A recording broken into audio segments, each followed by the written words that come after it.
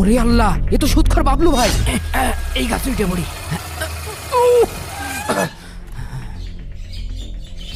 আল্লাহ, আজকে যদি আমার ধরতে পারে, আমার তো মেরে জিভে বের করে ফেল দেবে না। আজকাল মানুষের বুঝেছিস টাকা পয়সাতে উপকার করার মতো নেই।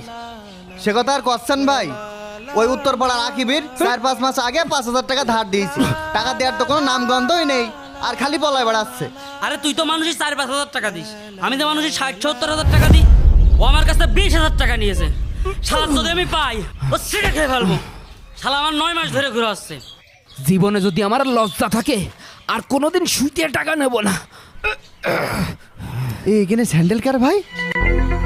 তাই তো, এখানে তো কোনো মানুষজন নেই। এই স্যান্ডেল কার রে? এই রে, ধরাই কি পড়ে যায়? আদর, তুই স্যান্ডেল নে মল্লি, চল। শালা আজকে পালি ছিঁড়ে খেয়ে ফেলাবো।